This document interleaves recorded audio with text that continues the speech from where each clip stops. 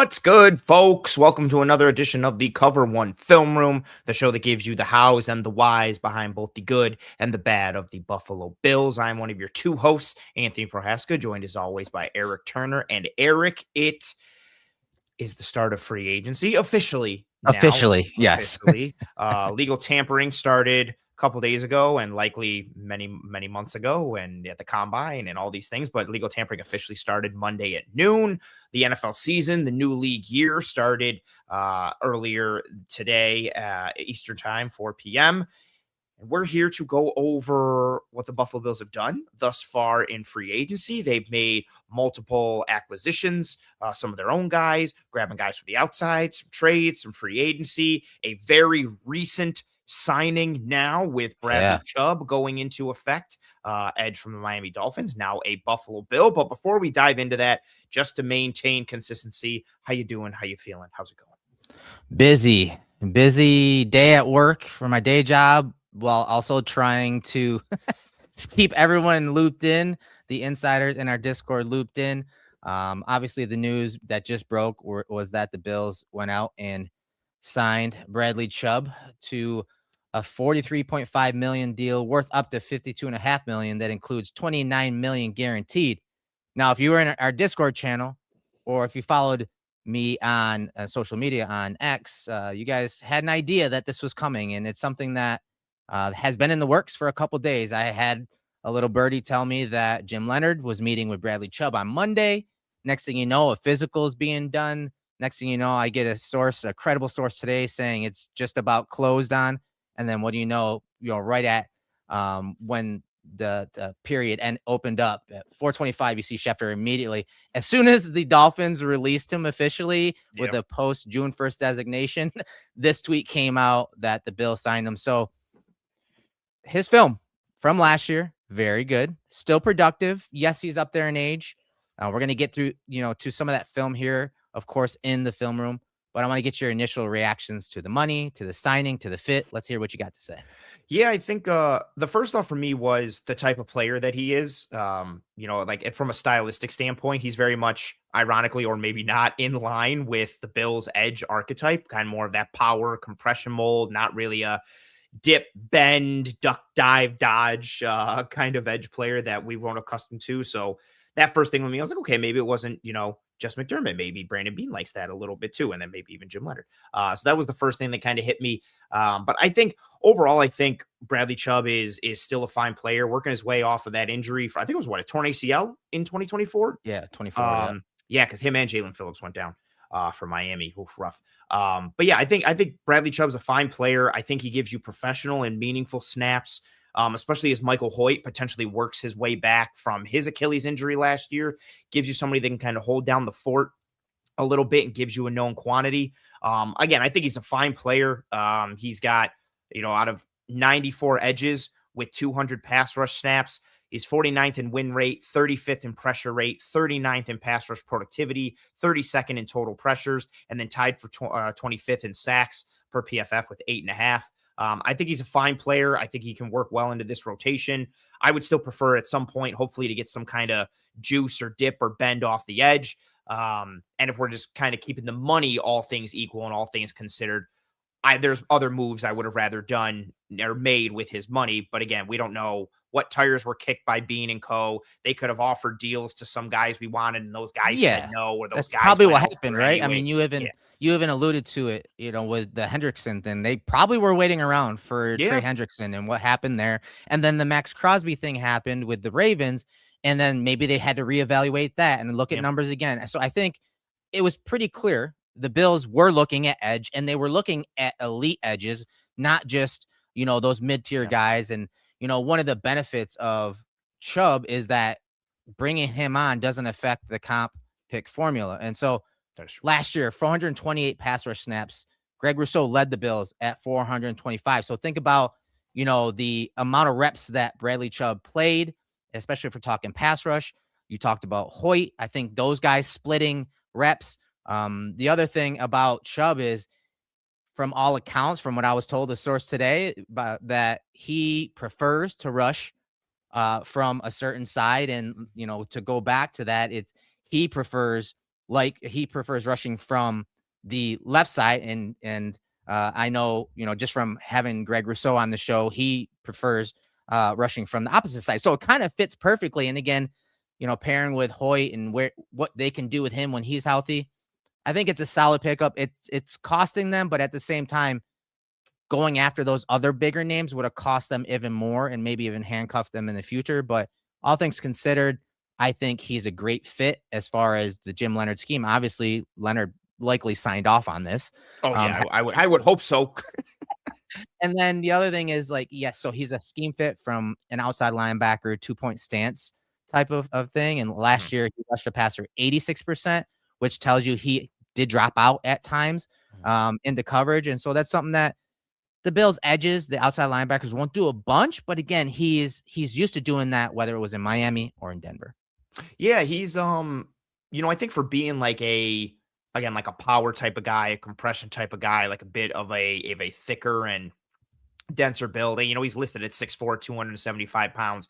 I don't think he's like horrible with change of direction. He's not stiff. So I think he is somebody and you can even see it in some of these clips, right? Like there is some movement to him in addition to the power. I think he uses his hands. Like he understands, again, like I'm not trying to water it down, but he's going to give you professional, meaningful snaps.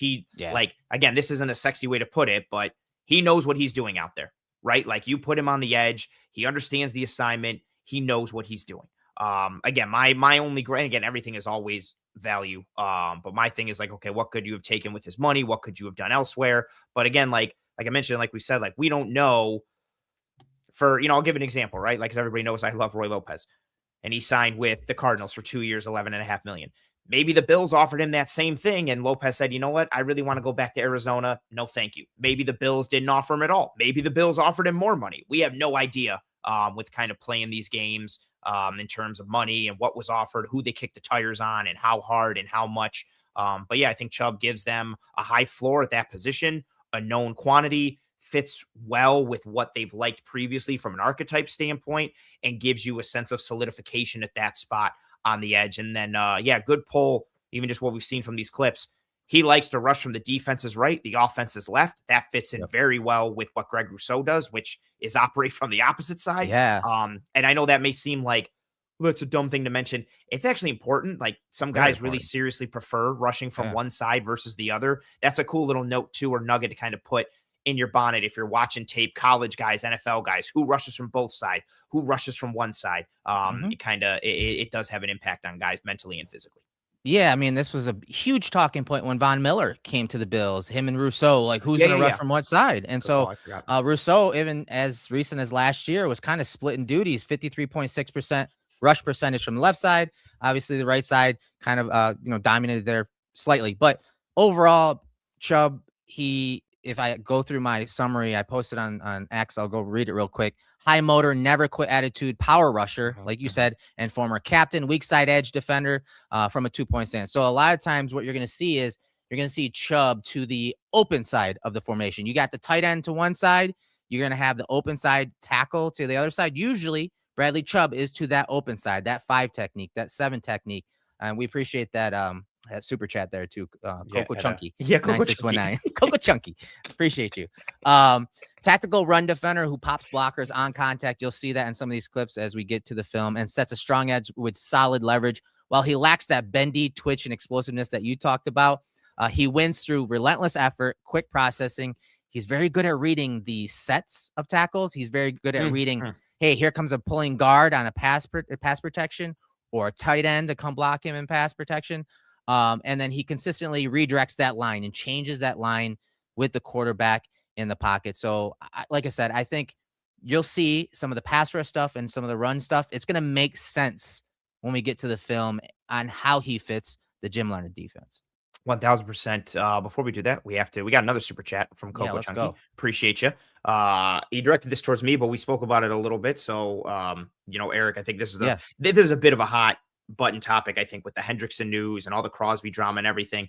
But Coco Chunky wants to know if we still think Bean might have been waiting for the Hendrickson shoe to drop before making other moves like this one. Erik, you alluded to a post I put out earlier today. Yeah, and I think they were trying to make, I think DJ Moore, again, they're also strapped financially. So I think I'm counting DJ Moore as a splash, given what they could do financially. I Sure. think they were going for an even bigger splash with Trey Hendrickson. We know they were in on Crosby, along with, I believe it was the Bears, Cowboys, and the Ravens. Yeah. And I think the Bills didn't want to have to give up the draft capital for that. It seemed like they were really going hard in on Hendrickson. They thought they had a chance. Apparently, the Colts really thought they were very far along with Hendrickson as well. And then the Ravens did what the Ravens did. But I do think, given how much Hendrickson was going to cost financially and what it meant and the moving and shaking they had to do, yeah, I do think they were waiting for that shoe to drop before making other moves. And that's potentially why we saw a lot of the kind of the quietness these past couple of days. And it was like, McGovern comes back, Dee Alford comes back, but a lot of these other guys, even a lot of these other guys, Erik, that you and I had tabbed as great fits and were cost-effective guys, Flying we off the saw a board. lot of them. Yeah, we saw a lot of them Yeah. come and go. The next tier of guys coming and going. And I think it was because, they were waiting for that shoe to drop, given what it was going to cost. Yeah, and then they also had to, I mean, they're also evaluating some of these guys like Bradley Chubb that were just recently released or going to be released. Yeah. That maybe that's part of the reason why Chubb wasn't on any of our lists, because he wasn't someone that was available during free agency, technically when that legal tampering period opened up. And so that's why he wasn't on any of our lists as far as fit goes. But I do think that there were other dominoes that, you know, that had to fall in order for them to get to this point. I don't think Bradley Chubb was their first choice as far as free agent pass rushers go. But that's the thing. It was clear to us that they were attempting to augment their pass rush defense. And I don't think they're done. I don't think this, we say this every draft season, right? This doesn't preclude them from going and getting a pass rusher in, say, the first round. Maybe that bendy athletic guy is the guy they go and get in the draft. And so I do think that there are still some guys out there as far as free agents go, as far as pass rush and other holes that they can fill. But I do think that they were interested in Hendrickson, and his number was rather higher than what Bradley Chubb got from the Bills today. 1,000%. We got another super chat from, I'm not even going to try to go with the name. There's too many vowels in there. I apologize. But thank you for being here. Thank you for the super chat. And thank you, Coco Chunky, for you being here in your multiple super chats. Erik, the question is, I'm assuming this is in relation to Chubb, but any scheme implications for the defensive tackles, parentheses, especially Deion Walker? Negative. No, I don't think so. I think Chubb's an outside linebacker. He's going to be on the end of the line of scrimmage there in a 2-point more times than not. So will Rousseau. I don't think this affects them at all. Now, there's going to be some pass rush situations, 3rd and longs, where maybe they're in one of those like odd fronts, those tight fronts, and maybe they bump Bradley Chubb inside, or maybe they bump Greg Rousseau inside to rush over a guard, over the outside shoulder of a guard inside of the tackle. Those type of packages will probably happen, and maybe even Hoyt at times, but I don't think this affects the base defense, the 3-4 look, the 5-man spacing, however you want to, call it. I don't think this affects that at all, because those guys, Rousseau, Chubb, Hoyt, they're going to be on the outside of the defense, usually on a line of scrimmage. Yeah, I mean, I'm in lockstep. I don't think again, maybe for sub package stuff, but I think that was always going to kind of maybe be the case, rather if they got Chubb or not. Like, if Hoyt is healthy, you'll see Hoyt inside and some sub. You'll see maybe, Groot. I think Ed Oliver is going to get bumped around a lot. So yeah, I think especially in relation to Chubb, no, I don't think there's any particular implications either. All right, let's get into some of these clips here. I bookmarked some of these plays here. So right edge here, we talked about him liking the rush from the right side. And this is what I was talking about, his ability to adjust. And he's really good in the AFC East. He gave the Bills fits last year. He had a pretty good game here against the Patriots. 2-point stance. Watch how, as that sift block across the screen comes from the tight end, watch how he changes his line, processes, run the pass, and then just keeps working to beat the tight end right there outside. And then boom, arm over, swim inside, and go make the tackle. His ability to adjust his line to blocking, to concepts, bootlegs, play action. He's very good at processing and changing his plan or adjusting his plan to get the quarterback. Yeah, and I think that a lot of that comes from the experience, a lot of reps and snaps. I'm blanking out with Denver. Actually, it's funny too. I think he was the pick in Denver when the Bills traded up for Allen, Yeah, Josh. Yeah. yeah, Elway was like hey, yeah, we'll trade with you, but if our guy is there, we're not going to do it. And it ended up being Chubb was the guy, and that's why they didn't trade with Denver. Yeah, and I think you see the experience flash regularly. Again, that's what I tied that into earlier. Like, I don't think he's, he is someone, I should say, the professionalism and the meaningfulness when it comes to his snaps. You know what you're going to get from a position standpoint, an understanding standpoint, him being able to see his keys, read his keys, and progress from there. You're getting a known quantity off of that side to solidify that grouping and be able to work, at the top or, within a rotation. Yeah, and you talked about the power. Look at him take Ricard to the woodshed here. Again, kind of working off of that play action and dropping Ricard right there. Now, he doesn't get the sack, but again, he affects the quarterback. He affects Lamar Jackson, and then you see the teammate go ahead and bring him down for the sack. Yeah, it doesn't happen to Ricard often. He's a load at like 300 pounds. Right. But yeah, be able to see the physicality. And this, yeah, what kind of mentioned earlier, for him being a power guy and a compression guy, there is some movement there. Again, it's not like a ton of like, oh, wow, look at this great change of direction. We see a little bit of ankle flexion there, a little bit of some change of direction. There is, I think, some athleticism within that power and compression. It's not a pure like linear straight line type of power and compression. He's able to trace, kind of follow Lamar, get into him a little bit, help force that sack right there after getting the initial pressure, which is nice to see after that initial pop on Ricard. Yeah, here's a really nice long arm against Deion Dawkins. And again, much like a couple of those plays, watch how he immediately realizes Josh is hitting the top of the pocket and he's likely to climb. And so as he, hits Dawkins with that long arm, he flattens back inside to get Josh on that play. Again, just his ability to change his line, to adjust to the quarterback spot in the pocket is just incredibly important when we're talking processing run the pass, but of course, these mobile quarterbacks. Yeah, and it's something that has reared its ugly head for the Bills in the playoffs for a lot of years, that inability to kind of get the quarterback to the ground, but more importantly, like not allowing them to get out the front or the back door. And I like that about Chubb. It was something that, we noted for Boye Mafe and why we liked him a bit, his ability to understand quarterback depth and drops and where to attack and how to change his line. And again, I think you get that from Chubb, like you noted here. And I, again, tie that into the reps that he's seen, the professionalism, the coordinators that he's played under, the defenses he's played under. He understands, again, that cerebral nature of rushing that quarterback a little bit. And in a movement defense, like we're going to see with Jim Leonard, at times, being able to have somebody that you can trust either with contain or maintaining their line and holding their line and understanding the high-low nature, the aspects of it, and being able to play off of it is important.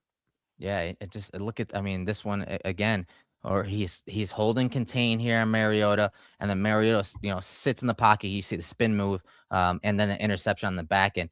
Very good, again, disrupting the quarterback, creating that chaos. Here's one against the Saints. And you're going to see speed to power. Again, you talked about compressing the pocket. Here's that speed to power play. When you see him drive this guy this way, and as soon as a quarterback kind of steps up, he has the angle. He understands the angle to the quarterback right there for the sack. Very good work by Bradley Chubb on this play. Yeah, seeing some of the spin moves, and you kind of those quick little bursts and pieces were nice. Again, it's not just straight linear power. It's not just like, okay, let's take this direct line, take this direct angle. You're able to see him retrace a little bit, jab, or stab that foot out inside, get back underneath. Those little movements. Again, he's not a dip guy. He's not a bend guy. He's not some huge, like, explosive, quick get off type of guy. But there is some athleticism and juice to the power and compression aspect. And I really like this one. Yeah, how he just changes that path, uses his hands, gets into the tackle. You noted it earlier too, like that, the hand placement and the pop that he has, which is good to see, like a bit of a heavy-handed guy, which is what I would prefer in a compression and a power guy. And you just see that tackle immediately get knocked back. He's unable to anchor. And by the time he's still trying to gain his feet, Chubb has already worked his way inside.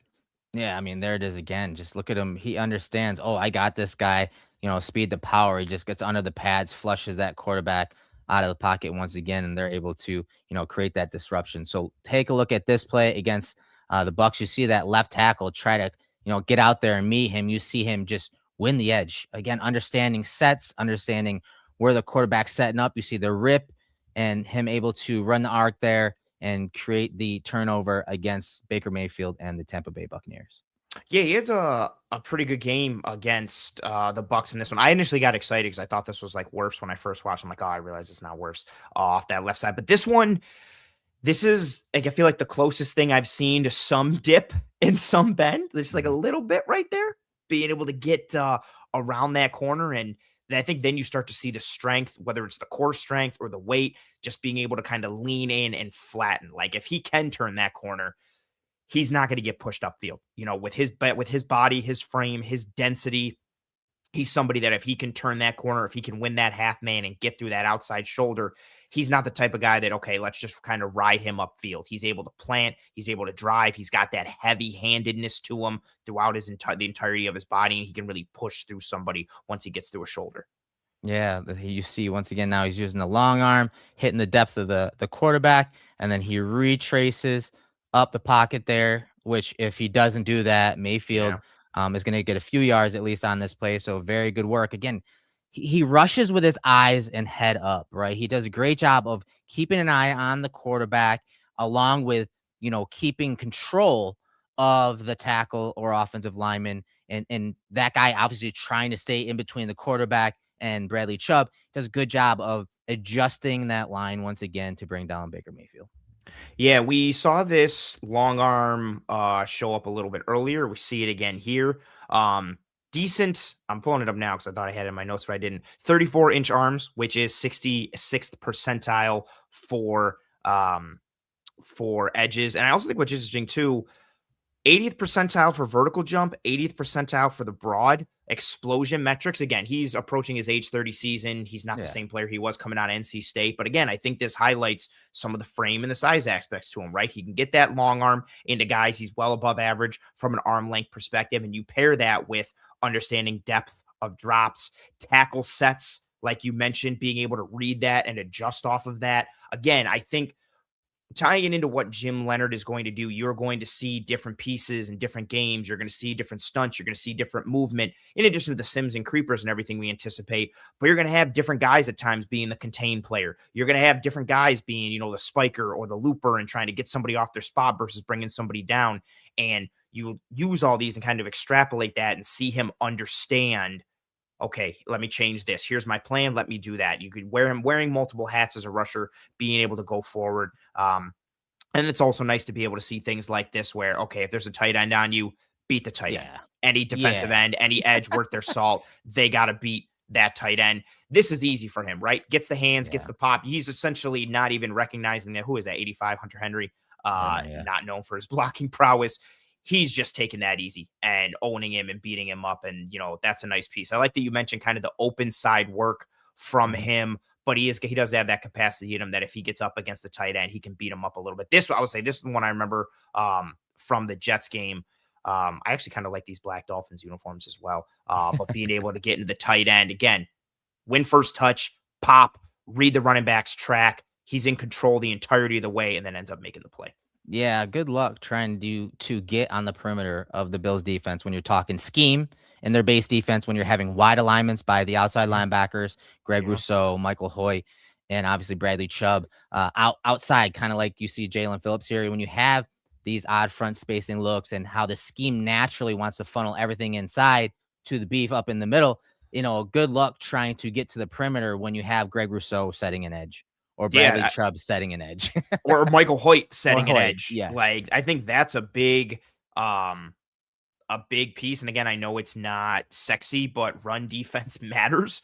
And being able to hang your hat on that aspect and being able to funnel everything inside. It also just helps with your safety play and their run fits, your linebackers and their run fits, what you're doing on the interior, knowing that essentially things are going to kind of somewhat be kept in a phone booth and you have something going on from a restriction standpoint and things will stop, I should say, like from getting outside the tackles. I think, again, depending on what version of Hoyt we get, having a top three of Groot and Hoyt and Chubb gives you a really high floor from a run defense standpoint. And that run defense is very much a work in progress. Granted, a lot of it was in the spine, but I'll take another strong body on the edge to help that.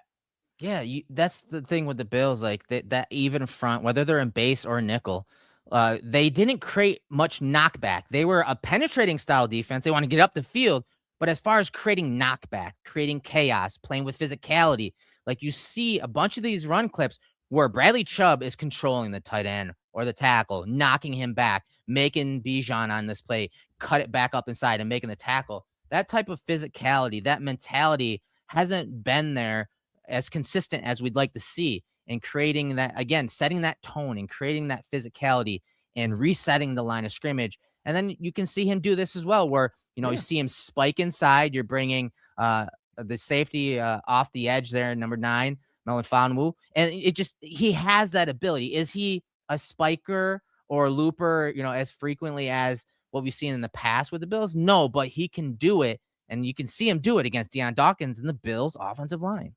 Yeah, and if you want to, try and silver line it a little bit, maybe another year fully removed from that injury, maybe he gets even a little more, gets a little more of that explosion capability or that movement capability back. But even so, you're seeing, especially, you mentioned it earlier, like the high motor, you really see it on the back sides of these runs, whether he's dipping inside or chasing things down. I also, again, I think the backside, coming from the backside of runs, also shows the processing in the eyes, that BCR responsibility, whether he's surfing or not, the ability to kind of see and read the mesh point in the backfield. Who's keeping the ball? Is it the quarterback? Is it the running back? Okay, it's the running back. Let me get down the line, and he can make the play close, or he can chase it down a little bit and go from like a hash to the numbers, run things down a little bit and make a play on the backside, which, again, especially with the advent of all these McVays and these Shanahans. Granted, McVay's doing a little more play action with some duo stuff, but you're going to get these boots from all these coaches and that. Having somebody on that backside responsibility who can play the run in a multitude of forms and fashions and also rush a little bit is a helpful tool.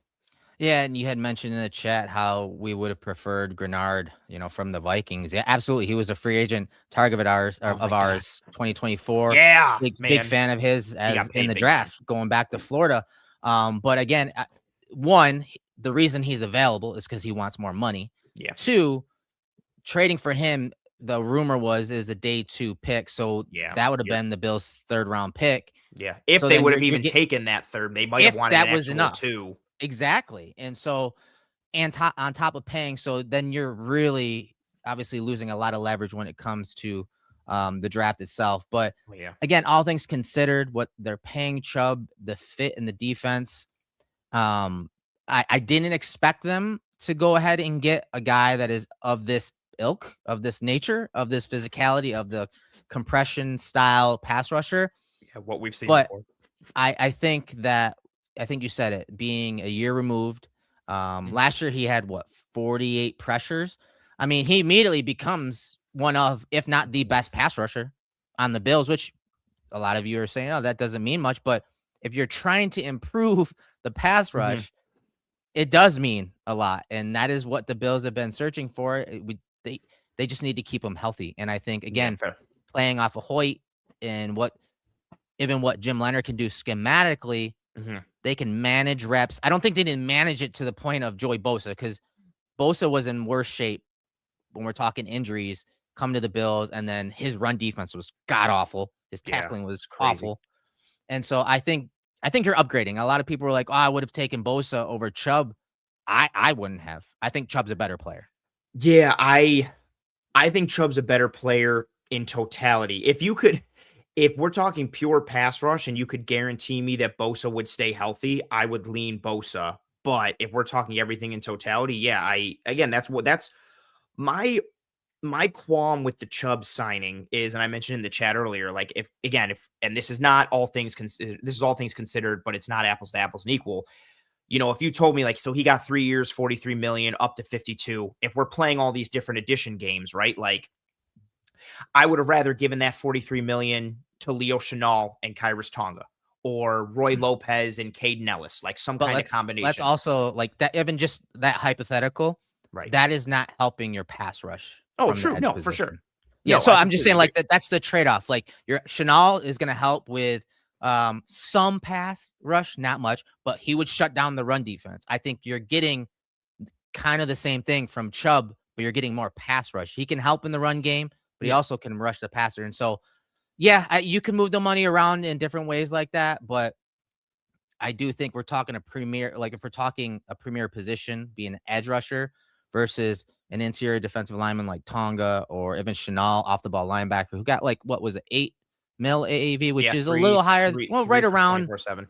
the upper end of what we expected. Yep. I don't think Chanel is going to help the pass rush in that capacity. Now, if you're No. talking Caden Ellis, who got paid, Yeah. he would have helped Yeah. in a much better fashion as far as pass rush goes, on top of helping in the run game. Oh, for sure. Yeah, it's a trade-off, right? Do you Yeah. choose to kind of solidify run defense or some second level stuff or some hybridization versus this or that? No, 1,000%. And again, in a vacuum, I think Chubb is an upgrade in this edge room. I saw the question earlier. I think like, oh, would you rather have Epinesa or Chubb? I'd rather have Chubb.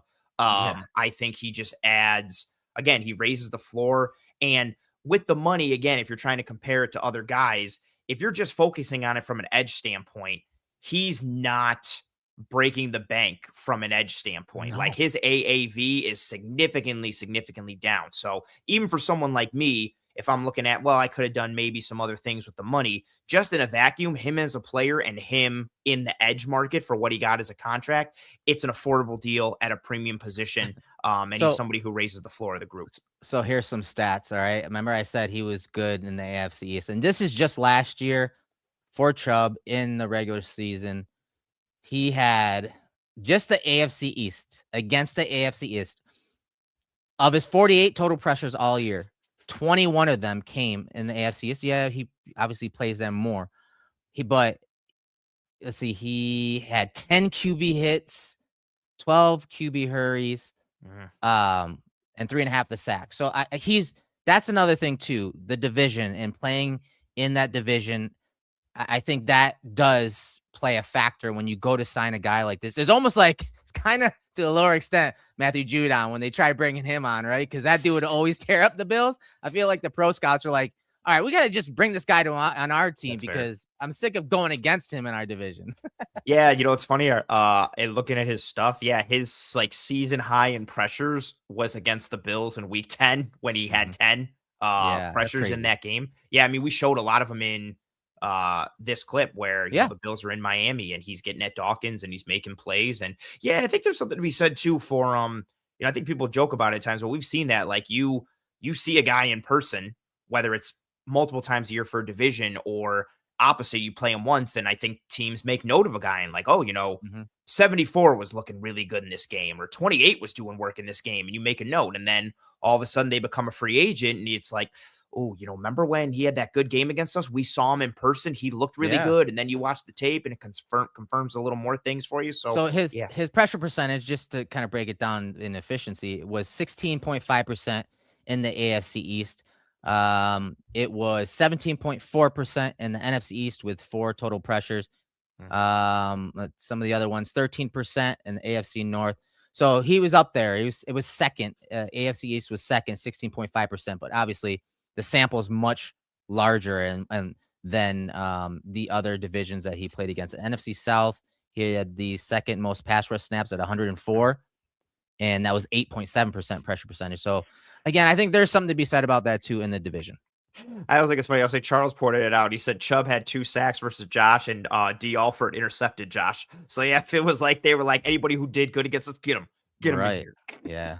No, it was, again, we'll have to wait and see to see how everything pans out. And, but that was the breaking news. Bills bring on Bradley Chubb.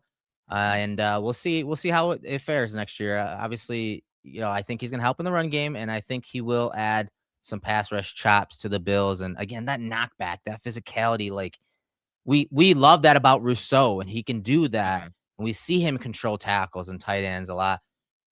But you just see with Chubb, there's a different force behind him when he's the pop in his hands a little different than Greg Rousseau winning with length, when first touch.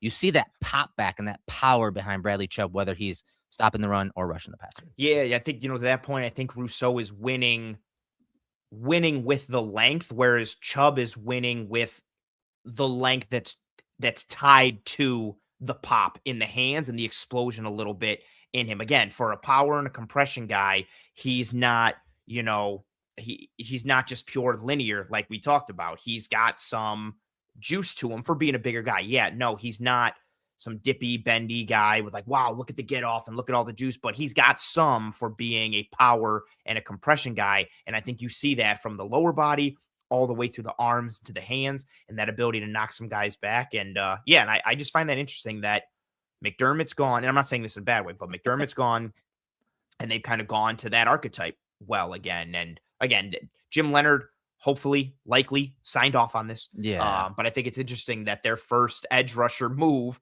and somewhat of a name, not even somewhat, a name, it's in that power and compression mold, which is it fits right in with what they've been and maybe what they want to continue to be.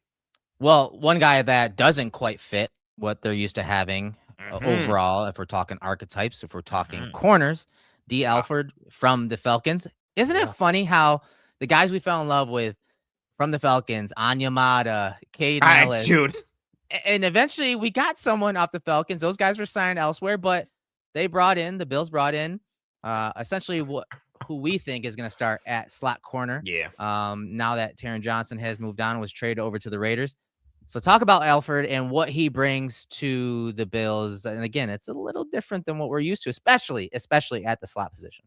Yeah, even just from the type of like corner that he is predominantly a slot corner, 1,711 career snaps in the slot, only 230 out wide, but he has shown the ability to function a bit on the outside. Pretty good too. Yeah. Those limited snaps. Yeah. When needed to be, like, especially this past year for Atlanta, they've had some injuries at corner, and really aside from AJ Terrell, like that outside corner spot has been wonky for them for years. Yeah. But yeah, watching him battle a little bit with Tet McMillan for Carolina, who's got him on size and frame, but is a good route runner, battling with some speed guys. It's nice to see that he can function a little bit out there in a pinch or maybe in certain looks. But overall for me, I just like the coverage versatility you can get with him and the hats he can wear. I don't think he's some like plus all pro corner or slot in the waiting, but being able to function in some man, some spot drop zone, some match capability. I like his eyes. He's got active eyes and an active head. He's good on, carrying something, realizing it's getting past his responsibility. Let me get me eyes. I'm sounding like a pirate. Let me get my eyes on this crosser or this drag route and let me drive on that. Yeah. And so I think that shows up pretty regularly. A guy that I think he's quicker than he is fast. I don't think he's like a burst or a twitch guy, but he's got some good foot speed. And I think you see that reflected in the short areas. He's a willing tackler. I wouldn't say it's a strength. He's 5'11", 175, 180. He's looking to pick the ankle or throw the shoulder. He's got a 15.6% career miss rate, but he's a willing tackler, which I think is fine. And yeah, I think this also signals we knew they weren't going to play as much nickel as Sean McDermott did, but I think he's more of a true sub-package nickel, indicating that they're going to use nickel in more of a true sub-package way instead of, nickel is base and all the jokes. But I think he was a fine addition, a necessary addition. He gives you stability and consistency at that nickel spot. And we'll kind of see what he can do from a coverage standpoint. And I think there are some pluses to his game. I agree. I think he's quick. He's got really quick feet. They're reactive. I say he's got sticky feet. His change of direction is very good. When he puts reactive his foot in the turf, boom, he's going. High IQ. You talked about them being that match defender. Whether he, it's zone that turns to a man, or hey, they're in man match where, hey, based on this route depth, or that route depth, I'm going to be, going into man coverage or dropping into his zone. Mentally tough match defender. And what I mean by that is, there's some big plays on 3rd and 4th downs that he was communicating, that he was making plays on, making impact plays. And you see him, constantly communicating. We'll watch a clip. I think it was against the Colts. Yes, where he's the outside corner. Yes. They brought downs across, and he immediately knew. You could tell he saw this on film, calling it out, what they were running, and that they were going to run a switch or a banjo and switch between the receivers. I like the quick feet, and I think it aids him in a lot of those deep crossers. He's got the speed to read, oh, this is a deep over route, or this is a deep in-breaking route. I need to open up and show my fluidity because I might not have that long speed, but you see him play faster long-wise because he can process where that route is going. Yes, a smaller frame, which can lead to some struggles with some physical receivers, those bigger receivers. and making plays at the catch point, having just enough, Mhm. just out of reach of being able to get his hands on the ball Yeah. at the catch point, because his arms appear to be on the shorter end, especially on some of these inbreakers that we'll see. But Yeah. there's a bunch of clips I want to get to, so I don't want to, jibber jabber too much. I want to get to some of this film here. Let's talk about that closing speed. No, we're talking man or zone. So you see him to the top of the screen. They're trying to disguise it. You see the safety kind of stacked over the top of him. And as the ball snapped, you see him open up, get his eyes on the quarterback. He sees that the crosser's coming right here. And as Brissett checks it down, look at the click and close from depth to bring down the tight end there. That's something you see a ton on film, whether he's in man or zone, his ability to close that gap. Oh, they're checking it down, in that 5-yard range or that 10-yard range. I need to get from my area, my zone to the ball. You see him click and close and do that really, really well. Yeah, and I think that ties into probably my favorite thing about him, which is like how active he is with his eyes and his head. Like you can see him processing what's happening in front of him. If there's nothing happening in front of him, he's gonna get his eyes to seeing what's coming behind. Exactly like him being able to, it'll say that Gresham's not there. He'll be able. That's not Jermaine Gresham, man. He's crazy old. That's how 84, old 84 for the Cardinals. It That's does. wild. It crossed my mind, Gresham. It did Right? cross my mind though too. Thank you. That makes me feel better. Elijah Higgins, 84, Yeah. I believe. Yeah, Former if he receiver, wasn't there, like, yeah, if he's not there, I trust Alford to kind of get his eyes to McBride and carry him, Yep. but he's spacing both of Very good those as zone you spacing, right? highlighted there. Yeah, Yeah. like he's there. He's planted right there on the 44. If this ball tries to go over his head, he's in position to maybe get underneath and make a play on McBride. He sees that it's going underneath. He reads the trajectory of the quarterback's shoulders and makes the play underneath. Same type of thing here, right? He drops to his zone. And this is something you saw a bunch of. It's pretty much 4/3 to the side. So you got 3 receivers right here, and then you got 4 defenders from the Falcons right there. And you see a lot of times what the linebacker and Alfred are working together to kind of bracket the underneath coverage to work there. And you see both of those guys squeeze this guy, but their eyes are to the next level. And as soon as that quarterback wants to check it down, right here, watch the closing speed and the open field tackle to stop that guy short of the sticks right here. So very good closing speed from that zone bracket between him and the linebacker. Yeah, and I like how he still plays that deeper route first and foremost. Like he doesn't take the initial bait of like, oh, let me immediately, click and fire up right away and drive on the underneath route. And then all of a sudden it gets thrown behind me and I give up the bigger gain or the chunk gain. Like he's still recognizing where he needs to be. He plays his spot, understands where the sticks are. Once he sees the throw, he triggers down and clicks underneath. And then I think this is a good example too of the type of tackler he is. He throws that shoulder right Yeah. into that thigh, right into the quad, gets a nice little flip out of it. And again, does it with his eyes. And I think this is a good microcosm of the type of tackler he is and how he goes into the tackle point. Here's some more closing speed. This is a more of a quarters look, and this is a fumble that he forced pretty much with his ass. Yeah. Honestly, Yeah. because you watch it from the end zone angle, it's pretty much done with his backside. But here he is carrying Deebo Samuel as an outside boundary corner. Does a good job there, and now they're dropping in the quarter. So he drops out, and Deebo comes back for the ball. So these guys are kind of playing like a quarters up there, and so he kind of falls off. But then Samuel uncovers because all the underneath defenders are out of the pocket. And now you see him close and boom, pops the ball out versus Samuel again using his backside. But again, closing speed. You're going to hear that a bunch. He's twitchy. He's got reactive feet, and he just is able to close that gap and that cushion because of that quickness. Yeah, I think that foot speed shows up, in his movement. Like I don't think he's the most fluid athlete or the most juiced up type of mover, but like you said, the sticky feet, the reactive feet, I just think those quick feet allow him to kind of make up ground quickly, change and move, especially in the short area. He can kind of make up ground in an instant. And then again, like maybe not the best form, dips the head a little bit and just kind of throws his body there. But again, willing tackler. And because he's willing, he gets rewarded by the football gods and his butt, he gets a little butt fumble, which is a good version of it as opposed to what happened to Mark Sanchez. And you get a turnover created. He had a great game against the Panthers, and what you're going to see in the next few clips are his patience. And this is what's nice about guys that are, man cover type corners. They're able to, because of their athleticism or their quick feet or their, ability to read routes, they can stay square. They can stay patient at the line of scrimmage. You see him do just that. And as soon as the wide receiver breaks to the middle, you see him go ahead and make a play at the catch point. His patience at the line of scrimmage, if he's in press, if he's in off, as you'll see here in a couple plays, his patience and ability to stay square, then trigger and make a play on the ball is really good. And it's going to be nice to see against some of these short, dartier slot receivers that the Bills do play. Yeah, it's nice to see. And this one, again, this game kind of got me perked up a little bit just because of being able to play on the outside. I think really highly of McMillan. Good route runner, good release, good stem work. Good footwork, man. Yeah, bro. And not look at like Alfred's feet, and ironically, McMillan slips a little bit on his, but this is a guy that has you on size and frame. Like, you cannot give him any space because of how much he's got you again on size, frame, length, all that.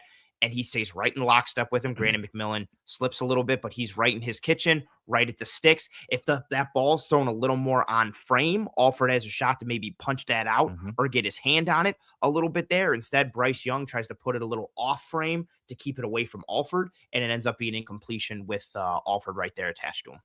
Here it is, same type of thing from the slot. Again, watch his squareness, the patience, how he doesn't open up. And that's the thing with him. He's able to kind of mirror out and stay in that square look so that he doesn't, if this guy's kind of pushing outside, like you see that, he's not opening to that guy. He's staying square so that he can react to the inside move right there by the slot receiver. So that patience, that ability to stay square, combined with the quick feet and reactive sticky feet, you see him make a play at the catch point. Yeah, it's nice. You hit it, stay square. You get a nice, calm shuffle. He is under control the entire time here with his body position, shoulders over knees, like just shuffle, eyes. From this angle, it looks like it's right on that torso or right on the hips. He is reading what the receiver is doing. As soon as he makes that break, he makes his break, gets around, and then gets that PBU there to kind of get, again, sticky in the kitchen of the receiver. Just, if you get beat with a great throw and a great catch with pinpoint precision, cool, you tip your cap, but just make things difficult a little bit. And he did that on this one in the previous play against Tet. Yeah, here's one. I think he did it against Wan'Dale Robinson of the Giants. Yes. And so they're trying to uncover Robinson, give him a nice clean release. But look at the patience, even while he's working over the top. Look at the focus, the patience, the ability to stay square. And then here comes the follow route underneath that number one wide receiver, and he's there to make a play on the ball. That is incredible patience and focus there by Alfred from that slot position against Robinson. And again, another like different coverage example we're showing here this time. Like, you're just sitting there living in man, and let's travel with my guy. They're trying to get you on spacing and alignment, doesn't panic, plays his technique, plays the man, reads what happens in front of him. And again, you see those feet, bang, the sticky feet, the trigger, eyes on the ball, chops it right down. That's nice to see because, again, Robinson, really quick, a lot of twitchiness, juice to his game. He got paid big time. Yeah, he did. This with Dabes, right? Yeah, with right. Dabes. Yeah, Dabes rewarded him heavily and brought him with him there. But that's nice to see again. And notice all the different body types, right? Yes. Wan'Dale Robinson and Tet McMillan are two completely different types of wide receivers, and it's cool seeing Alford being able to battle with each of them and hold his own outside and inside. Here's one inside off coverage, and we're talking red zone off coverage versus Shaheed from the Saints. Again, the patience, this takes a lot of confidence in your feet, in your eyes, to stay square with Shaheed running full speed at you. He obviously is already up to speed as he makes the break at the goal line. You see him twitch, go get the ball, and then make a play at the catch point on Shaheed to cause the incompletion. This type of confidence in your abilities, and that's why I said he's a mentally tough match defender. He's not afraid of speed. He's not afraid of playing different coverages. He's not afraid to play against fast guys, big guys, long guys. He has confidence in his abilities. He's a mentally tough defender. Yeah, and this one, you've got Shaheed bearing down on you in a hurry. Yeah. And he just sits right at the front of the goal line, waiting for Shaheed to come to him. Again, Shaheed doesn't do much with his stem to kind of threaten him on the inside or anything which way. So Alfred just plays his technique, plays the spacing, and his positioning forces that ball to have to be a little bit outside the frame, a little bit outside, because he's closing and breaking on it. And if that ball's on the numbers, you could see Alfred's reach right there. Like, he has a chance to punch it out. Ball gets forced a little to the outside shoulder. Alford is still there to kind of get into it, make a play. And yeah, and there's punches through the numbers, through that outside arm to rip that ball right out. That's really cool Nice. stuff from him. Here's some more the foot speed. Now you're getting to see it move down the field a little bit more from his time with the Falcons on the boundary again versus Tet McMillan.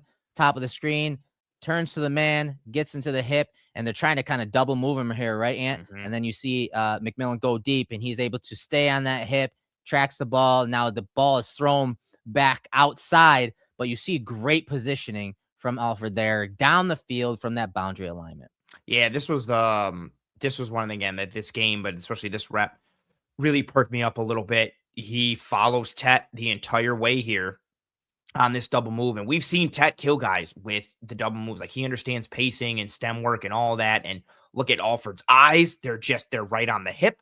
He's watching him the entire way. He understands he has leverage help on the inside with Jesse Bates, the safety number 3. So he stays on that outside hip, stays in his pocket. And I like how he gets his eyes back and sees the throw coming from Bryce Young here right there. He peeks back. He knows that throw is coming. He sees Tet look back. He looks back. If he can get his head around fast enough, he has a chance at interception, but this ball has to get thrown like that and ends up being incompletion because of where Alfred is and his positioning. Oh, yeah, this one shows it. Like, he gets his eyes on it. He sees the throw is coming. He gets eyes back on Tet, plays the man, helps force that incompletion. Yeah, just good stuff down the field there. That foot speed again. Here's one against Atwell, bottom of the screen, where he turns and runs with Atwell, obviously running a deep corner route. You see him get into that pocket, compete, and then right there at the catch point with the speedster, Tutu Atwell of the Rams down the field, showing off that foot speed once again, sticking, as close and in phase as he's able to do, all by himself essentially because he's got no help there down the field. Yeah, this one was nice too. Again, Atwell can 1000% fly, and so seeing Alford be able to stay with him again, he's not some long speed burner, but between his eyes and his feet, he can stay with some guys downfield. And damn, even with that being incomplete, that's such a crazy throw from Matt Stafford. Like that's still right there, unreal. It's ridiculous, unreal. Yeah, I think this was the last couple, like one of the last couple throws in this game in the fourth quarter where the Rams were down and Stafford almost completed 2 ridiculous throws, and that was one of them. But that's great coverage by Alford. That's an amazing throw from Stafford. But again, Stafford has to put it in the perfect spot because of where Alford is in relation to Atwell. Here's one with him matching our boy Lad right here in the slot. You see him take him vertical, get inside leverage. Obviously, man coverage. They're all essentially playing with inside leverage. And so they don't want him to get across the face. They don't want this receiver to get to the middle of the field. They're trying to take away the middle of the field in this too high look. And you see McConkey do a good job of getting across the face, but look at the fluidity, the ability to disrupt, and then get back at the speed and make a play on the ball against Ladd. Very, very good work there. And Ladd's calling for the flag there, but I love the play here on third down by Alfred there, again, in a high impact situation against a very talented wide receiver. Alfred trusted his abilities once again. Yeah, and I like his Ladd breaks inside on this one. Again, Alfred's trying to, reroute himself or reroute Ladd because he's like, he broke inside. He crossed my face. What do I do? And he's able to get the hands around the hips and slingshot himself around to the front, which we see happen all the time in football. But he does it enough to the point where he can regain some positioning, but he doesn't do it to the point where he straight pulls down Ladd or he's grabbing jersey where he makes it egregious. He puts the onus on the refs to, if they're going to make a call, he makes it close. And he doesn't, he's not getting overly grabby. He doesn't get too egregious here. He just tries to reshift himself a little bit, gain some better position, and be able to do that. Again, it speaks to the part that you mentioned, that confidence to be able to do all of that in a high leverage situation in the blink of an eye when you can feel like, I'm starting to lose this rep a little bit and be able to figure out a way back and compete is nice to see. Here's one, same type of thing, deep crosser, some of that speed to get into the hip, but also make a play on the ball. This was just ridiculous at the catch point, way down the field by Alfred there. You'll see it from the end zone angle. It's pretty amazing athleticism. The rollout there by May, throwback, and then just watch him make a play on the ball up over the top gets back in phase, and then he has the ability to jump up still to get his hand on the ball there to cause an incompletion. Yeah, he deflects that with his right arm, which is really Crazy. nice to see. Gets over the top. Yeah, they sent Pop Douglas on some deep crossers against him, and trying to run away from Alford at multiple times in this game. And Douglas got him on one, but Alford kind of held his own with him. And again, Douglas is a dude who can absolutely fly from a time perspective, from an on tape perspective. And again, a different type of body type, different type of traits and skill sets. Where's he covering them in the slot? Sometimes outside, man, zone, match and stuff, recognizing route distributions, a little bit of everything from Alford when it comes to responsibilities and situations that he can give you functionality in. And this is the biggest difference, I think, if we're talking Taron Johnson versus Alfred. Like, okay, you got a single high safety look. One way is to, beat these with deep crossers, as good as Taron Johnson has been and even was, especially if we're talking down the field last year.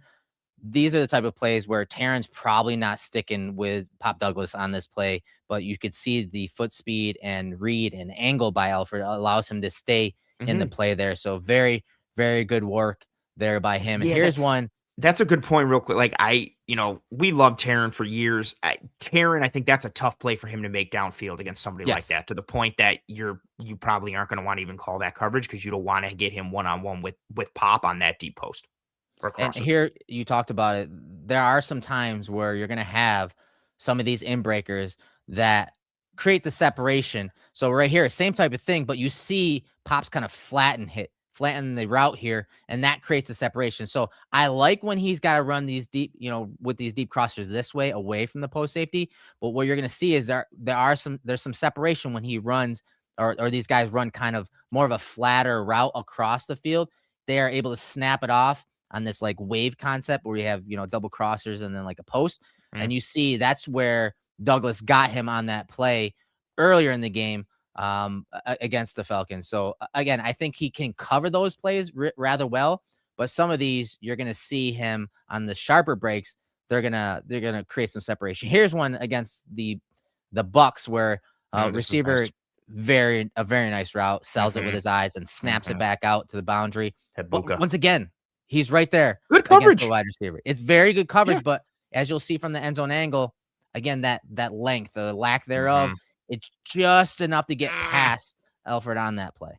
Yeah, there's minimal separation here. Great throw and precision from Baker Mayfield. But yeah, this is it. And I have it in my notes too. That small frame will limit him at the tackle and catch points. And you see it on this one. This is, a tip your cap, like good route, but you stayed with him a little bit, hand on that hip a little bit, stab it, attach, ride a little bit, and he's just slightly late for the punch, but kind of close anyway, but it's the length that gets him. But again, that's if that throw is maybe off by another couple inches, he's maybe able to get a finger on it or something, but great throw. And yeah, you see that length kind of limiting him a little bit, though. Overall good coverage against a really good route runner.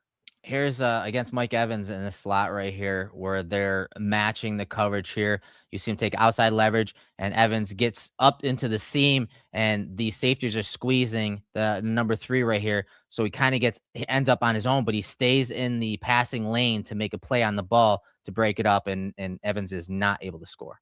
Yeah, this is he's had a couple nice plays against the Bucks over the past couple of years. And, being able to, again, against another body type, right? This time with size, but this time operating from in the slot, and Evan stabs inside. And because of the route from Tez Johnson, number 18 there, both safeties are occupied a little bit. You see Jesse Bates calling it out. He's maybe trying to get back a little bit, but there is a window. Alford gets up, undercuts it, reaches it, is able to get underneath it. Again, that's, understanding the positioning, right? Like, let me not continue to go vertical with it. I understand my positioning in this moment. Let me cut underneath it. And he cuts underneath it, which is the right play, and then makes the play. Here's another crosser. And this is what I was talking about, high IQ and his ability to read routes at the snap when there's motion and understand that, okay, this guy's coming across here. It's so that he can run this crosser, and he and the corner are able to switch off, and he immediately matches it, gets into the pocket, and is there at the catch point on the backside of this play. Very smart play and great read by Alfred on this play. Yeah, he had a couple nice plays in this game against the Jets from this past season. That ability to kind of just stay on top of these over routes in whatever form or fashion, underneath, intermediate, and being able to just stay in phase. He's attached. His eyes are on the QB. He gets over, and quarterback tries to throw this ball. Shout out to Rod Taylor. He tries to put this out in front of his man a little bit because of where Alfred is, and it's too far, and we get an incompletion. Yeah, good stuff there. And then, of course, against the Bills, he's able to get the interception on Josh. Once again, kind of playing with outside leverage, reading, and what the Falcons like to do is they'll drop this backside safety down, and as soon as they get a crosser here, usually what Alfred is going to do is kind of fall off, and this safety is going to rob it and pretty much pick it off. Well, Alfred, you see him right here playing outside leverage. He jumps it. Gets the inside shoulder and is able to pick the ball off, which luckily he did, because I don't think this safety is going to make a play on the ball. This linebacker is kind of out of the picture. And so Alfred does a good job of reading this route and then taking that line, using the quick feet and that tight line to the court, to the ball being thrown there to get the interception against the Bills. Yeah, Allen tries to pin this on Shakir more than he does throw it out in front of him. And it gives, again, Alfred's already in good positioning with this route. So even if Allen tries to lead Shakir a little bit, he still has a chance, or a good chance actually, to kind of make a play on the ball. But it's a little bit behind Shakir / right on him, because Alfred was already in positioning with his eyes on the quarterback. He takes a beeline straight angle right to it, undercuts it, cuts it off, and is right there for the interception. That was a nice play. Yeah, that was a really nice play. And so I think I got a couple more from the Bucks game, of course. This is a nice interception. Yeah, this is a nice one. So again, they're kind of playing, they're disguising this coverage. Again, you see the safety here kind of disguising this. And then you see Alfred go ahead, and they're just playing quarters right here. So he's just reading the quarterback here, and he sees that the bender routes here, he lets him go. He's reading the quarterback's eyes, and they're trying to hit Mike Evans outside. So he just gets out and gets under it, which he's supposed to in this coverage, and he makes the interception. Yeah, I like how on his initial stem, he's reading the route from the slot. So he moves out. I like how he forces Godwin, the slot receiver there, to widen with him, That's around technique. him. That's textbook. You can see both Yes. guys in the slots. You're supposed to take speed off of those routes. You make them go around you, not enter the seam with speed. That is textbook right there. We're talking quarters coverage. 1000%. Don't give them that access. Make them have to, lose that speed, go around you. He does. And now he's watching Baker's shoulders and his eyes. And you see him kind of take that angle to the sideline, like, okay, kind of figuring out where the throw is going in that spot. But then he changes his direction midair. Like, he takes the angle with his feet, but then jumps and kind of rolls back. He almost kind of like robots a little bit midair to kind of make that interception. That's a really nice athletic play. His eyes get him there. His technique gets him there, but then he's able to kind of contort in midair a little bit after getting to the spot and getting underneath, which was a really nice play. And then this is that one. Yeah, this is my favorite. This is one you were talking about earlier, where he gives that immediate communication to 33 and makes a really nice play. This is on a 4th and 2. Oh, there you go. Yeah. 4th down, right? And you see him. He's the boundary receiver. Alec Pierce is on the line of scrimmage. Here comes downs across the formation. Boom. You see the communication. He's letting his teammate know that they're switching or they're banjoing. So again, this is something he had to have seen on film, because he immediately lets Pierce go, gets his eyes on downs. Again, 4th and short. You see him break on the ball and make a play on the ball at the catch point. Very, very good play by him. Something he had to have seen on film. High IQ, communication, and then again, the confidence and the ability to trust what he sees and use his abilities, his physical abilities, to get to the ball and make a play on the ball. Yeah, he's just sitting and waiting on that. And again, you see that foot speed, like he's able to cover that ground. Again, it's not a ton of distance because he kind of think he knows what's coming. He's got good positioning, the foot speed, quickly get downhill, and then he punches right through the hands. Yeah. Watch where that right arm, that upfield shoulder, gets right in between the hands of downs. He collapses on that football, punches it out. That's good precision with that arm, with that hand, to get right on the ball, force that incompletion. But something, again, like you said, that probably tied into film study, probably tied into tendency. And it happens in the blink of an eye. Like, he communicates that to 33, and then the snap happens and they pass it off and they execute it. Just a really, really, really nice play from a guy, again, playing outside, but being able to still work. So here's our depth chart so far for the Bills. And I have it aligned essentially in a base defense. So kind of a 3-4 type look. And so you see Bradley Chubb is now inserted in there as a starter. Kind of bumps Hoyt off the field a little bit. But again, we're still waiting to see how he recovers from his injury. But you see Alfred in there, nickel now. And so I think that was a huge, I think those were needs. I think those were big needs for the Bills, nickel, and again, edge rusher. I don't think they're done. I think they will still try to get another edge rusher, whether we're talking free agency or definitely in the draft, because they need that cost controlled contract of a pass rusher, a premium position. And so on the other side of the ball, they're a little more straightened out. Obviously, they brought back Connor McGovern, which I was happy that they filled that, because if they were to go into next year with a hole at center, a kind of Anderson, I think he's starter caliber at left guard. But if you were going to go into next year with a hole at center and left guard, that would have been extremely worrisome from my perspective. Yeah, I was hoping that they would get it could have been either, right? If you gave me McGovern, I would have been happy. If you gave me David Edwards, I would have been happy. I really didn't know if they were going to get either, though, just based on what the market was looking like for interior offense. From what I was told, they weren't. There was a number that the Bills gave Edwards' camp and McGovern's camp, and the Bills were like, go on your way. Go see your value on the market. And there wasn't much communication from that point on. And then all of a sudden, I talked about it on social media. Tim Graham puts an article out that they hadn't reached out since the exit interview, essentially, to McGovern. And then next thing you know, Bills loop back in and talk to McGovern in his camp and essentially say, hey, just keep us in mind when these offers start coming in. And within a day or two, he was signed back with the Bills. McGovern. Yeah. For all things considered, like a pretty reasonable contract. Yeah. I didn't watch his, I saw little things from the presser, like he brought pizza, and mentioned like that the money he's getting paid is good.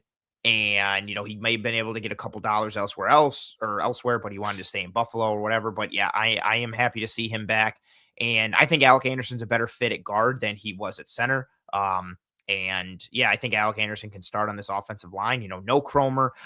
We already had no Cromer. I didn't want to go into this year having no Cromer and having new starters at center and left guard. So nice to see Connor McGovern back. We know his relationship and rapport with Allen, with the offense. We know he understands the offense, what he's able to do with setting protections, IDing fronts. He and David Edwards are both very good at that. So not losing both of those guys was huge. So yeah, very much excited to see McGovern back. And also really happy for David Edwards, who his last deal in Buffalo was 2 years, $6 million. And now he goes to New Orleans for 4 years, $61 million. So really great job for David Edwards with what he did in Buffalo, coming here with Cromer, and then kind of working his way up from the, kind of like the sixth offensive lineman and being the jumbo guy. And then being the starter. He paid his dues, man. He did. He paid his dues, and now his dues are getting paid to him in the form of $61 million with the Saints. So yeah, kudos to him. We'll see what Anderson can do, and I expect this to be the starting offensive line going into the season. Do you as well? Yeah, I think that's it. I think they do try to get another interior offensive lineman to compete. The chat is also saying Vandermark was brought back. He was brought back today, obviously, after I made this graphic. That's the way it always works. That's the way it always works. That's the way it always works. And so, yes, I think he's at swing tackle. Maybe that kind of is a precursor to let us know that, hey, maybe Grable is going to possibly compete at left guard with Alec Anderson. We'll see about that. But they did bring back Ryan Vandermark, who is a very, very solid left tackle, right tackle. And again, given the changes with the staff, specifically Aaron Cromer, obviously his importance to that offensive line room, but also to the run game, it's nice to have these guys back, that continuity with the personnel, not necessarily just the scheme or Aaron Cromer, but to see that those guys are back and that continuity and having played together for many years, whether it's just in practice at times with Anderson and in and out of the lineup, but that continuity, I think, is nice to have, especially for considering that we started just a week or so ago where we saw holes at center and guard. Now those guys are back. Yeah, very nice to see. Again, you were going to lose Cromer, which impacts the offensive line, which impacts the run game significantly. So it's nice to know that you're not losing so much. You're able to kind of stem that a little bit with the addition or the bringing back and re-signing of Connor McGovern. We have a super chat from Jason Brown. Jason, thank you for being here. Thank you for the super chat. Jason says, "Hi fellas, sorry I'm late." Shame on you, Jason. But he says, "Hi fellas, sorry I'm late. Where do we go from here in free agency? In your opinion, what is the best value that we can achieve given what's available and our needs?" Yeah, I think for that one, I think the safety position has kind of dried up. I think your biggest value, your bang for your buck to help stop the run on early downs is try to get a nose tackle. I think they need to try to get another interior defensive lineman, whether that is starter level or someone that can rotate in there. Because I'm not totally sold on, hey, Deion Walker is playing nose tackle 100% of the time, or TJ Sanders is playing 5-tech D end 100% of the time. There needs to be some experience at that position, and guys that one or two guys that has played and at times can anchor at the point of attack or two gap and have that experience in those roles. I think that is where they still need to start looking. And if I don't know, again, we've been worried about Bradley Chubb and doing this show. I mean, is my guy still out there, Sebastian Joseph Day? Because if he fits the part. I was literally going to say, like, at this point, like, yeah, I still need some defensive line work. And so I would say right now for me, give me DJ Reader and Sebastian Joseph Day. If I had to pick one, I'm taking Sebastian Joseph Day. I would be sincerely happy he was on both of our original top 8 free agency list. He was your one, right? Yeah. He was your one. Yep. I think he was my 6, 5, something like that. So yeah, I'm with you on the safety market. A lot of the guys left. I don't think the last guy who I thought was a really good fit and complimentary dude with Cole Bishop was Kevin Byard. He signed with the Patriots today. Yeah. So I'm kind of really out on safety, which hurts my heart. And I was gonna say some of the guys, here on your list as well. Like, so give me, if I had to go forward right now, if I'm going with 3 guys, number 1 is Sebastian Joseph Day. Number 2 for me is Jermaine Pratt. And then number 3 would probably be DJ Reader, just because I would like to see a nose. Outside chance that I saw Ashawn Robinson got released. I have to take a peek at him. I didn't watch a lot of his tape. Yep. Yeah. But yeah, so give me somebody at nose. We've already looked at Reader's tape, so I know what to expect from that. So I'd take Reader, but my top 3 would be Joseph Day, Jermaine Pratt, and then DJ Reader. Yeah, Joseph Day, Pratt, Reader, and then Omenihu, I think, are the guys that. Omenihu, your boy. Yeah. I think Joseph Day or Omenihu have to be brought in because, again, I'm not sold on TJ Sanders as that 5-tech defensive end. I completely agree. You can't. No, and so I know that those guys, especially Joseph Day, can do that. And again, he will also help you at nose tackle. He can help you at 3-tech. Behind Ed Oliver. I was going to say he makes so much sense in the odd and even value stuff. Yes. Value. And then you're moving guys around. You're adding that versatility. You're adding that scheme hybrid type player. He can do it all. And he's just an ass kicker. He's a knockback ass kicker. And I think Sebastian Joseph Day, please, it's time, guys. It's time for the Bills to sign this guy. He's been on my list a couple of years now. So hopefully, Jason, that kind of answers your question. There's a few options still out there. Again, this graphic was made a few hours ago. Some of these guys were signed already, but those 3 or 4 guys, I think, is where the Bills should start. If we're talking still adding value to the defense and versatility to the defense. Yeah. I would say I keep going off a shout out to Mike Clay, who keeps updating his available free agents graphic. And that's what I continue to go off. I think his last update was like an hour and a half ago. So maybe if anything changed, I also, for me as well, even though they signed Chubb now, and I do think they need to go with some youth in the draft at edge, just because I don't want to put too many eggs into that basket of having the right guy fall in the draft. And depending on what happens with Javon Solomon, I still would be down for Jacob Martin. I think he would be cost effective, and give me Jacob Martin on like a $3. Sure. Yeah, give me like a $3 million deal on a 1 year pass for rush Jacob specialist. Martin. Yes, exactly. Bring him in for that.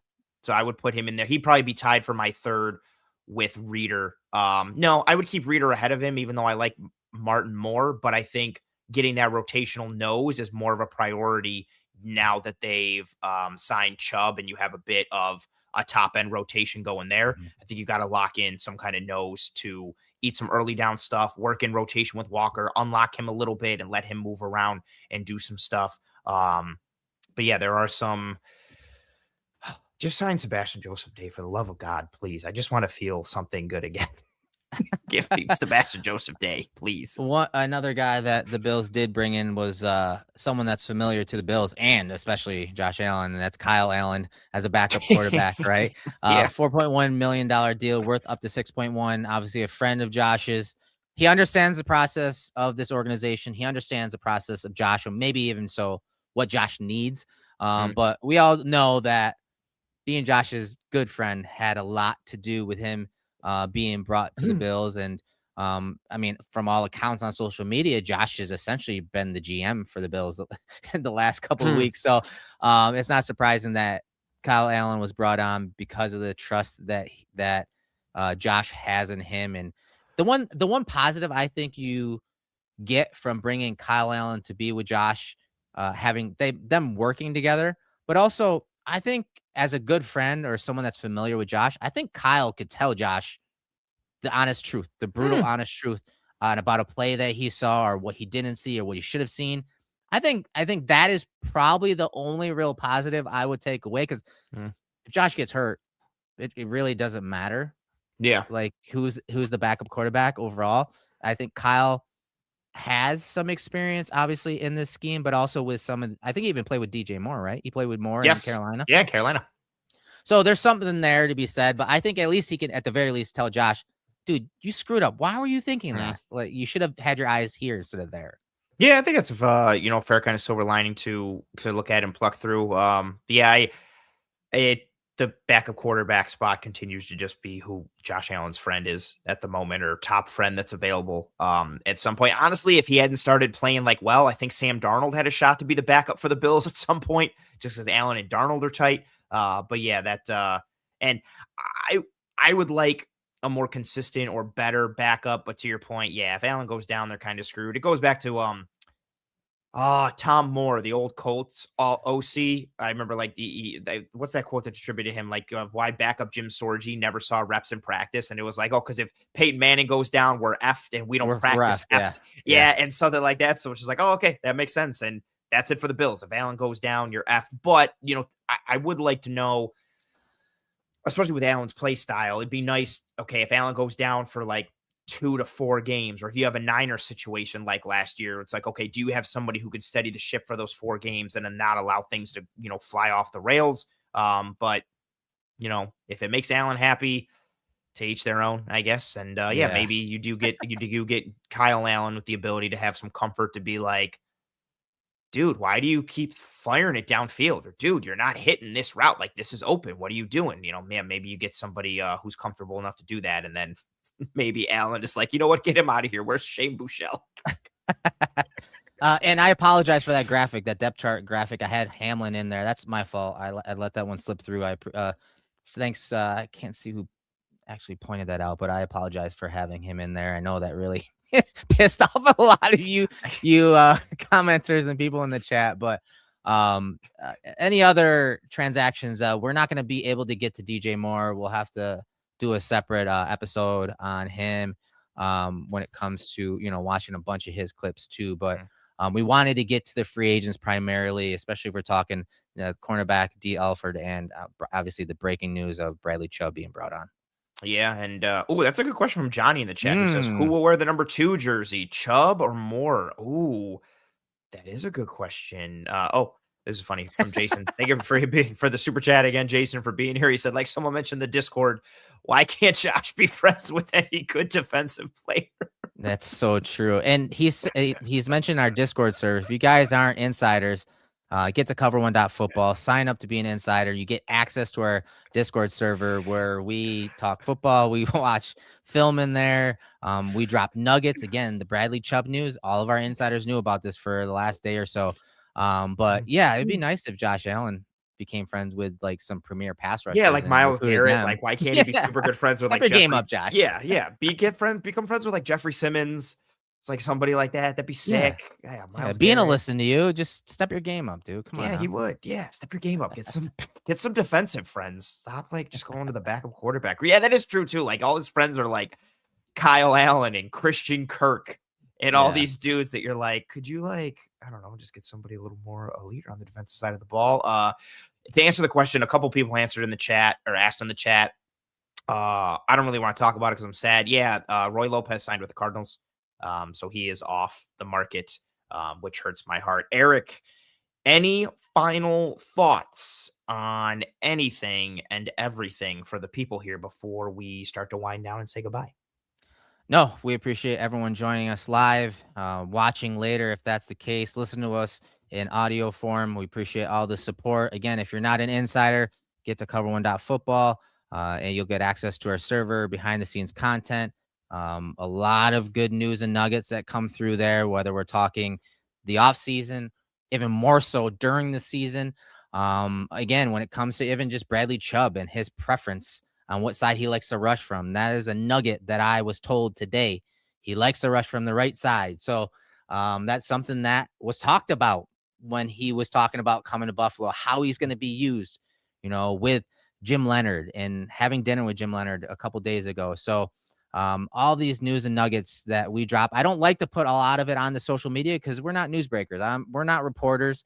We're just film junkies and nerds when it comes to, this game. And so we don't live in that realm often, but we do feed our Discord server and our loyal supporters quite often in our Discord network. 1000%. So if you are not an insider, sign up. There's a multitude of channels and conversation pieces and DMs and anything and everything that you got, whether it's game day, whether it's game week, off season, draft stuff, fantasy football, a multitude of pieces. So get after it in that regard. We hope you folks enjoyed this episode of the Cover One Film Room. If you have not already, whether you're watching live now or watching post live later, please, and thank you. Drop a like on this video here on YouTube. Likes are the lifeblood of these streams here on YouTube. So turn on notifications for the Cover One Film Room playlist here on YouTube. Subscribe to the YouTube channel for the entire brand and catch up on the multitude of content we have coming to you across each week, every single week. If you're listening on one of the audio apps or platforms, that's cool too. Please rate, review, and subscribe to the Cover One Film Room and the Cover One channel and brand. And yeah, we hope you folks enjoyed this episode. We hope you enjoy the rest of your evening, the rest of your week. Stay calm, stay patient. We'll see what happens going forward with the rest of free agency and then the draft and the focus, and keep banging it here for anything and everything you want with breakdown, scheme, and evaluation. We will be shifting soon towards college prospects, especially with things starting to thin out a little bit and what's on the horizon. If you need anything, give us a shout. For myself, Anthony Prohaska, for the godfather and founder of Cover One, Mr. Erik Turner. This has been another episode of the Cover One Film Room. We hope you and your family and friends and loved ones are all doing well and staying safe. Be kind to one another. Take care of one another. We will see you when we see you. Godspeed. And as always, go Bills.